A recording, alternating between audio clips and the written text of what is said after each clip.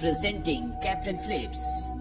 कहानी की शुरुआत होती है सोमालिया के बीच से, जहाँ पर कुछ लोग आते हैं। इन सब के पास गन्स होती है और बीच पर जो लोग रहते हैं वो उनको बोलते हैं कि तुम्हें इस बार समंदर से बड़े जहाज को पकड़ कर लाना होगा।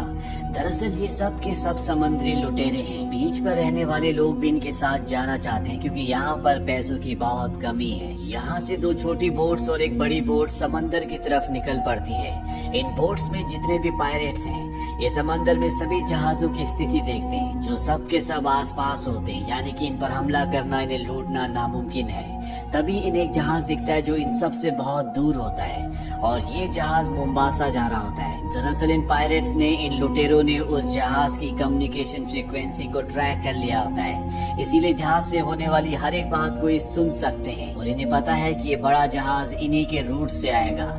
वहीं दूसरी तरफ उसी जहाज को दिखाया जाता है। ये एक कार्गो शिप है। इस शिप का जो कैप्टन होता है उसका नाम होता है रिचर्ड फ्लिप्स। रिचर्ड जानता है कि जिस रूट से उनका शिप जा रहा है वो बहुत खतरनाक है, वहाँ पर समुद्री लुटेरे होते हैं, इसीलिए वो पहले से अलर्ट होता है। रिचर्ड जब समंदर की तरफ दूरबीन से देखता है तो उससे अपने जहाज की तरफ कोई बड़ी तेजी से आता हुआ नजर आता है, लेकिन इस वक्त वो बहुत दूर होते हैं। पर जब वो रडार में देखता है तो समझ जाता है कि कोई ना कोई उनका पीछा कर रहा है। वो अपने क्रू मेंबर को कहता है कि जहाज को लेफ्ट लो, और जब जहाज लेफ्ट जाता है तो वो जो इनका पीछा कर रहे होते हैं वो भी इनके पीछे आना शुरू हो जाते हैं। और यहाँ पर रिचर्ड फ्लिप्स समझ जाता है कि ये पायरेट्स हैं, समुद्री लुटेरे हैं जो इनके जहाज को लूटने के लिए आ रहे हैं। और इस बात की इंफॉर्मेशन वो UK maritime trade operation Dubai में देते हैं। ऑपरेटर कहती है कि मैंने तुम्हारी कंप्लेन रजिस्टर कर ली है, तुम सारे दरवाजे बंद कर लो, हो सकता है कि वो मछुआरे हो।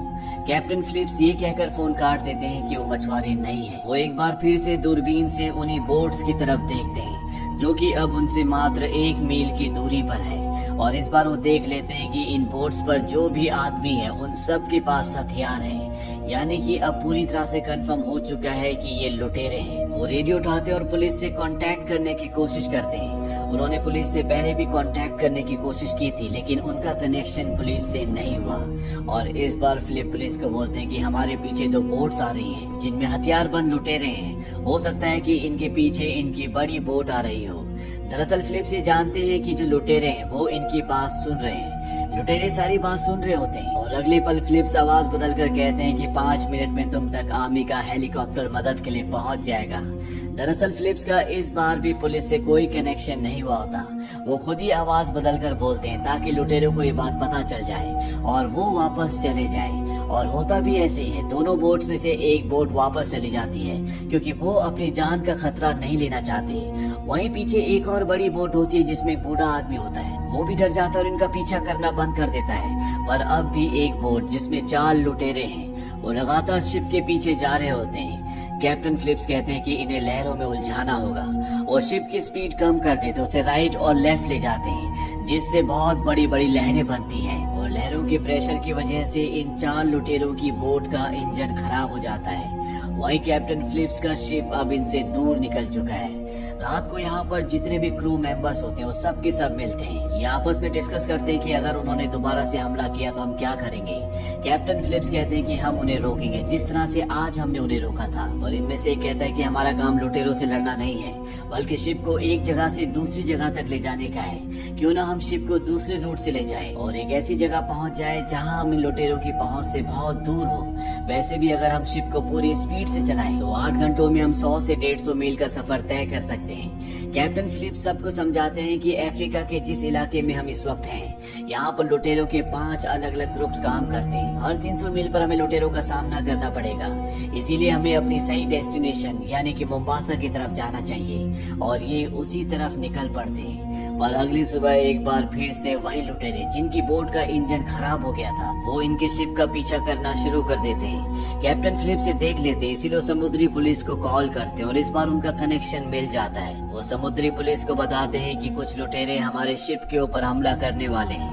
समुद्री पुलिस कहती है कि हम जल्दी तुम तक मदद भेजने की कोशिश करेंगे। यहाँ पर कैप्टन फिलिप्स जहाज के चारों तरफ जो पानी के प्रेशर पंप्स होते हैं उन्हें ऑन कर देते हैं ताकि पानी के प्रेशर से लुटेरों की बोट इनके शिप तक ना पहुँच पाए। वो उन पर हमला भी करते हैं लेकिन उस हमले से वो बच जाते हैं और अब चारों लुटेरे इनके शिप के ऊपर पहुँच चुके हैं। कैप्टन फिलिप्स समझ जाते हैं कि उनका जहाज अब उनके कब्जे में है, इसीलिए टेलीफोन से वो वो अपने लोगों को अनाउंस करते हैं कि सब के सब नीचे इंजन रूम में छुप जाएं। मैं नहीं चाहता कि कोई भी बंदी बने जब तक मैं बाहर निकलने से पहले एक पासवर्ड सफर टाइम ना बोलूं, कोई भी बाहर नहीं निकलेगा। और अब यहाँ पर वो चारों लुटेरे पहुंच जाते हैं जो कैप्टन फिलिप्स को और उनके 2 लोगों को बंदी बना लेते हैं। इनका जो सरदार होता है उसका नाम म्यूसा होता है। वो कैप्टन फिलिप्स को कहता है तुम्हें डरने की जरूरत नहीं है, हम यहाँ किसी को मारने नहीं बल्कि सौदा करने के लिए आए हैं। कैप्टन फिलिप्स इन सभी लुटेरों को बताते हैं कि इस पूरे शिप में सिर्फ खाने पीने का सामान और डॉक्यूमेंट्स हैं। हमारे पास मात्र $30,000 हैं। अगर तुम चाहो तो पैसा लेकर तुम यहाँ से जा सकते हो। लुटेरों का सरदार म्यूसा कहता है कि हम भिखारी नहीं हैं, तुम अपने सभी साथियों को ऊपर डेक पर बुलाओ। कैप्टन फिलिप्स फोन से अनाउंसमेंट करते हैं कि सब के सब ऊपर आ जाओ, लेकिन उन्होंने पासवर्ड नहीं बोला होता यानी कि सफर टाइम, इसीलिए कोई भी नहीं आता। साथ ही नीचे से शिप को भी बंद कर दिया जाता है। और जब शिप बंद हो जाता है तो यहाँ पर लुटेरों का सरदार म्यूसा कहता है कि बंद कैसे हो गया।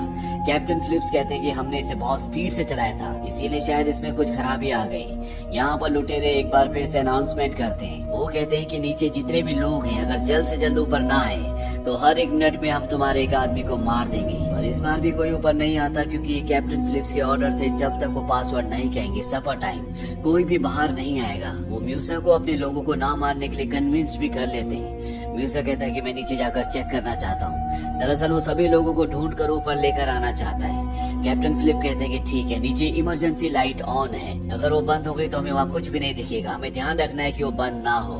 और ये कहते हुए उनके हाथ में जो वॉकी टॉकी होता है वो उसका बटन ऑन कर देते हैं। इसीलिए नीचे इंजन रूम में जितने भी लोग छुपे होते हैं वो सब के सब ये बात सुन लेते हैं। वो समझ जाते हैं कि उन्हें इमरजेंसी लाइट को बंद करना होगा, नहीं तो वो लोग यहाँ पर आकर इन्हें ढूंढ लेंगे। इनमें से एक आदमी जनरेटर बंद करने के लिए निकल जाता और दूसरा पानी लेने के लिए। वहीं दूसरी तरफ कैप्टन फिलिप्स, म्यूसा और एक और आदमी, ये तीनों के तीनों नीचे आना शुरू करते हैं। कैप्टन फिलिप्स जानबूझकर उसे उस जगह ले जा रहा होता है जहाँ पर वो नहीं है, पर म्यूसा वहीं पर लगे हुए एक मैप को देख लेता है जिससे उसे पता चलता है कि इंजन रूम सबसे आगे है। वो फिलिप्स से कहता है कि मुझे सबसे पहले इंजन रूम में जाना है क्योंकि सारी खराबी सारी गड़बड़ी वहीं से हुई है। फिलिप्स कहता है कि ठीक है, लेकिन सबसे पहले हमें पीने के लिए पानी लेना होगा क्योंकि वहाँ पर लाइट नहीं है और इंजन रूम बहुत ज्यादा गर्म होगा। अब ये तीनों के तीनों नीचे पानी लेने के लिए जाते हैं। वहाँ पर पहले से वो आदमी होता है जो पानी लेने के लिए यहाँ पर आया होता है। फिलिप्स उसे देख लेता है। वो कोल्ड स्टोरेज के अंदर छुपा होता है जहाँ पर अंधेरा भी होता है। और जब म्यूसा का आदमी अंदर आ रहा होता है, फिलिप्स उसे कहता है कि तुमने पैरों में कुछ भी नहीं पहना, तुम्हें चोट लग सकती है। इसके बाद ये तीनों के तीनों यहाँ से निकल जाते हैं। फिलिप्स अपने आदमी को बचा लेता है, लेकिन उस आदमी ने सुन लिया होता है कि फिलिप्स ने कहा है कि उसने पैरों में कुछ भी नहीं पहना। इसीलिए वो वॉकी टॉकी से इंजन रूम में छुपे हुए अपने सभी साथियों को बता देता है कि जो लोग तुम्हारी तरफ आ रहे हैं उन्होंने पैरों में कुछ नहीं पहना, तुम दरवाजे पर कांच बिखेर देना ताकि वो जख्मी हो जाए। वो लोग ऐसे ही करते हैं। और जब फिलिप्स, म्यूसा और उसका आदमी उस तरफ जाते हैं तो म्यूसा के आदमी के पैरों में कांच चुभ जाता है जिससे उसके पैर जख्मी हो जाते हैं। अब ये तीनों के तीनों इंजन रूम के अंदर है जहाँ पर सभी लोग छुपे हुए हैं, पर तभी यहाँ पर लाइट चली जाती है क्योंकि बाहर जो आदमी गया था उसने जनरेटर ऑफ कर दिया होता है। म्यू से लाइट ऑफ होने की वजह से गुस्सा हो जाता है। फिलिप्स से पूछता है कि सब क्या हो रहा है। फिलिप्स कहता है कि मुझे कुछ नहीं पता, मैं तुम्हारे साथ हूँ, हमें ऊपर चलना चाहिए क्योंकि अंधेरे में हम यहाँ पर किसी को नहीं ढूंढ सकते। म्यूसे कहता है कि मैं तुम्हारे दोस्तों को, तुम्हारे साथियों को ढूंढ कर रहूंगा। म्यूसे का जो साथी है जिसका पैर कटा हुआ है उसे बहुत दर्द हो रहा होता है, इसीलिए म्यूसे फिलिप्स से कहता है कि तुम इसे लेकर ऊपर जाओ, मैं तुम्हारे साथियों को ढूंढता हूँ। फिलिप्स और म्यूसे का साथी ऊपर चले जाते हैं और यहाँ इंजन रूम में म्यूसे फिलिप्स के साथियों को ढूंढना शुरू कर देता है, पर फिलिप्स के साथी उसे बंदी बना लेते हैं। वहीं दूसरी तरफ कैप्टन और म्यूसे का जो साथी होता है वो दोनों के दोनों ऊपर कंट्रोल रूम तक पहुंच चुके हैं और तभी इंजन रूम से क्रू मेंबर रेडियो पर लुटेरों को एक संदेश भेजते हैं। वो कहते हैं कि तुम्हारा लीडर हमारे पास है, अगर तुम चाहते हो कि जिंदा रहे तो तुम्हें कैप्टन फिलिप्स को और बाकी के लोगों को छोड़ना होगा। कैप्टन फिलिप्स रेडियो पर म्यूसे से बात करते हैं। वो कहते हैं कि मुझे पता है कि तुम्हारी बोट तुम्हारे पास नहीं है, हम तुम्हें यहाँ से लाइव बोट दे सकते हैं, साथ ही शिप में जो $30,000 है वो भी तुम लेकर जा सकते हो, बस इस खेल को यहीं पर खत्म कर दो। म्यूसे इस डील के लिए मान जाता है। इसके बाद कैप्टन फिलिप्स $30,000 निकालते हैं। साथ ही साथ वो यहाँ पर जो 3 लुटेरे हैं उनमें से एक को लाइफ बोट को ऑपरेट करना सिखाते हैं कि किस तरह से इसे समंदर में उतारना है। म्यूसे के लोग कहते हैं कि म्यूसे को छोड़ दो। म्यूसे को छोड़ दिया जाता है। म्यूसे लाइफ बोट के अंदर आ जाता है और तभी वो अपने पीछे वाले साथी को इशारा करता है। इशारा मिलते वो आदमी गन के पीछे वाले हिस्से से फिलिप्स के ऊपर हमला करता है। ये लाइफ बोट का दरवाजा बंद कर देते हैं और लाइफ बोट को समंदर में उतार देते हैं। यानी कि इन 4 लुटेरों ने कैप्टन फिलिप्स को अगवा कर लिया और उन्हें अपने साथ ले जा रहे हैं। पर जो बड़ा शिप होता है वो भी लगातार उस छोटी सेफ्टी बोट के पीछे जा रहा होता है, क्योंकि क्रू मेंबर्स नहीं चाहते कि कैप्टन फिलिप्स उनकी आंखों से ओझल हो। वहीं ये बात अब यूएस नेवी को भी पता चल जाती है और बहुत जल्द वो अपने ड्रोन्स यहाँ पर भेज देते हैं, जिनमें कैमरास लगे होते हैं। वो लगातार लाइव बोट को देख रहे होते हैं। दरअसल ये लाइव बोट अब सीधा सोमालिया जा रही है, जहाँ के सारे लुटेरे हैं। वहाँ जाकर ये उस कंपनी से, जिस कंपनी के लिए कैप्टन फिलिप्स काम करते हैं, उनसे पैसों की मांग करेंगे। साथ ही साथ में चारों लुटेरे आपस में लड़ना भी शुरू कर देते हैं, क्योंकि इनके पास जो इनका नशीला पदार्थ होता है वो भी लगातार खत्म हो रहा होता है। इसीलिए आपस में इनके बीच में टेंशन बढ़ना शुरू हो जाती है। अब इनसे यूएस नेवी के शिप के कंट्रोल रूम से कांटेक्ट किया जाता है, जो अब पास ही पहुंच चुका है, जिसे देखकर ये चारों लुटेरे पूरी तरह से घबरा जाते हैं। यूएस नेवी के कमांडर बोलते हैं कि देखो, हम तुम्हें यहाँ से जाने देंगे, बस तुम कैप्टन फिलिप्स को छोड़ दो। म्यू से घबरा कर कहता है कि हम कोई आतंकवादी नहीं है, हम मामूली मछुआरे हैं। पर वो कैप्टन फिलिप्स को छोड़ना भी नहीं चाहता। वो कहता है कि हम कैप्टन फिलिप्स को तभी छोड़ेंगे जब तुम हमें $10 मिलियन दोगे। म्यूजिक को बताया जाता है कि ये इतना आसान नहीं है, इसमें वक्त लगता है, लेकिन तब तक हम तुम्हें खाना और पानी देने आना चाहते हैं। म्यूसे इस बात के लिए मान जाता है, क्योंकि उनके पास खाना और पानी दोनों की कमी होती है। कुछ ही देर बाद यूएस नेवी की 2 छोटी बोट्स इन तक पहुंच जाती है। वो कहते हैं कि हम पहले कैप्टन फिलिप्स को देखना चाहते हैं। वो कैप्टन फिलिप्स को बाहर लेकर आते हैं। कैप्टन फिलिप्स यूएस नेवी से पूछते हैं, क्या मेरे परिवार को पता है कि मैं कहाँ पर हूँ? यूएस नेवी कहती है कि हाँ, हम उन्हें पल पल की खबर दे रहे हैं। कैप्टन फिलिप्स कहते हैं कि मेरे परिवार को पता होना चाहिए कि मैं लाइव बोट में सीट नंबर 15 पर हूँ। दरअसल ये एक तरह से यूएस नेवी को इंडिकेशन होता है कि वो लाइव बोट के अंदर सीट नंबर 15 पर बैठे हुए हैं। वहीं म्यूसे का साथी जब देखता है कि म्यूसे लगातार नेवी वालों से बात कर रहा है, तो वो कैप्टन फिलिप्स के कान के पास गोली चलाता है और म्यूसे को अंदर आने के लिए बोलता है। वो कहता है कि तुम्हें उनसे ज्यादा बात करने की जरूरत नहीं है। यहाँ पर जब नेवी वाले गोली की आवाज सुनते हैं तो वो अपनी बोट्स को वापस बुला लेते हैं। इसके बाद एक बार फिर से म्यूसे को रेडियो पर कॉल किया जाता है, ये जानने के लिए कि कैप्टन फिलिप्स ठीक है कि नहीं। कैप्टन फिलिप्स कहते हैं कि मैं ठीक हूँ। यहाँ पर अब रात हो जाती है और बहुत जल्द अब ये सोमालिया पहुँच जाएंगे। अगर ये सोमालिया पहुंच गए तो इसके बाद यूएस नेवी या आर्मी चाहकर भी कैप्टन फिलिप्स को नहीं ढूंढ पाएगी। कैप्टन फिलिप म्यूसी को कहते हैं कि मुझे टॉयलेट जाना है। वो उसे टॉयलेट जाने की इजाजत दे देते हैं। उनके साथ बाहर वही लुटेरा होता है जिसके पैर पर कांच चुभा था। कैप्टन फिलिप्स उसे पानी में धक्का देते हैं और खुद भी पानी में दूसरी तरफ कूद जाते हैं। वो अपने बड़े बड़े यूएस नेवी के शिप्स की तरफ बढ़ना शुरू कर देते हैं। वहाँ पर यूएस नेवी को पता चल जाता है कि पानी में कोई 2 लोग कूदे हैं, लेकिन अंधेरा होने की वजह से वो कंफर्म नहीं कर पाते। और इससे पहले कि यूएस नेवी कोई एक्शन ले पाती या कैप्टन फिलिप्स तक पहुँच पाती, म्यू से लाइव बोट लेकर उस तक पहुँच जाते हैं और एक बार फिर से वो कैप्टन फिलिप्स को पकड़ लेते हैं। और अब यहाँ पर हेलीकॉप्टर से यूएस सील भी पहुँच चुकी है, जो चारों तरफ से इनकी लाइव बोट को घेर लेती है। इन्हें बताया जाता है कि तुम चाहे कुछ भी कर लो, तुम्हें सोमालिया नहीं जाने दिया जाएगा। अगर तुम कैप्टन फिलिप्स को छोड़ देते हो तो हम तुम्हें यहाँ से जाने देंगे। पर ये लुटेरे जानते हैं कि ऐसा कुछ भी होने वाला नहीं है, इसीलिए म्यू से गन पॉइंट पर कैप्टन फिलिप्स को बाहर ले जाता है। इसके बाद वो रेडियो पर कहता है कि अगर किसी ने जरा सी भी चालाकी की तो मैं इस कैप्टन को मार दूंगा। वहाँ से एक दूसरा ऑफिसर बताता है कि हमने तुम्हारे बॉस से बात कर ली है। साथ ही साथ वो इन चारों के नाम और पूरी आईडी भी बताता है।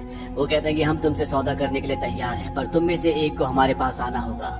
म्यू से वहाँ जाने के लिए तैयार हो जाता है। अगले पल यहाँ पर यूएस नेवी की 2 बोट्स आ जाती हैं और वो लुटेरों की लाइव बोट पर एक रस्सी बांध देते हैं ताकि इनकी बोट उनके कंट्रोल में रहे। साथ ही साथ वो इनकी बोट पर एक डिवाइस भी लगा देते हैं ताकि जो भी ये बातें अंदर करे वो सब के सब ये सुन सके। यूएस नेवी वाले कैप्टन फिलिप को पहनने के लिए एक ड्रेस देते हैं और कहते हैं कि तुम अपनी जगह पर वापस बैठ जाना, और म्यूसे को यहाँ से लेकर चले जाते हैं। इसके बाद बचे हुए 3 लुटेरों की लाइव बोट की तरफ बड़ी बड़ी लाइट्स जला दी जाती हैं, जिससे उन्हें आगे कुछ भी नहीं दिखता। और सामने यूएस आर्मी के शिप पर जो स्नाइपर्स होते हैं वो इन्हें निशाने पर लेने की कोशिश करते हैं, पर सब के सब निशाने पर नहीं आते। अब वो इनकी लाइव बोट को अपनी तरफ खींच भी रहे होते हैं। लुटेरे इस बात को माइंड नहीं करते क्योंकि इनका एक आदमी उन्हीं के पास है। साथ ही साथ इनकी डील भी होने वाली है। वहीं कैप्टन फिलिप्स को लगता है कि अब वो नहीं बचेंगे क्योंकि यहाँ पर टेंशन बहुत ज्यादा बढ़ चुका होता है और वो अपने परिवार को लेटर लिखते हैं। तभी एक लुटेरा उन्हें देख लेता है। उनके आपस में हाथापाई होना शुरू हो जाती है और जल्दी ये फिलिप्स को कंट्रोल कर लेते, उसके हाथ बांध देते, साथ ही आंखों में पट्टी भी बांध देते हैं। और ये लुटेरे समझ चुके हैं कि इनके साथ खेल खेला जा रहा है और इनमें जो सबसे खतरनाक और सबसे बड़ा लुटेरा होता है वो तय करता है कि वो फिलिप्स को शूट कर देगा, जबकि 2 लुटेरे होते हुए ऐसा नहीं चाहते। वहीं अमेरिकन स्नाइपर्स जिन्होंने इन्हें निशाने पर लिया हुआ है, उनके निशाने पर अभी 2 होते हैं अब इन्हें ऑर्डर मिलते हैं कि इनकी बोट को खींचना बंद करो, और जैसे वो लाइफ बोट को खींचना बंद करते हैं उनकी लाइफ बोट पर एक झटका लगता है, जिससे तीनों के तीनों लुटेरे निशाने पर आ जाते हैं और स्नाइपर्स उन तीनों को एक साथ मार देते हैं। इसके बाद कैप्टन फिलिप्स को रेस्क्यू कर लिया जाता है। हालांकि वो अभी भी एक गहरे सदमे में होते हैं, पर उनकी जान बच चुकी है। इसी के साथ ये कहानी खत्म हो जाती है। ब्यूसे, जिसे यूएस नेवी ने पकड़ लिया था, उसे 33 सालों की सजा दी जाती है। आज भी वो जेल में है। ये कैप्टन रिचर्ड फिलिप्स की जिंदगी की सच्ची घटना है।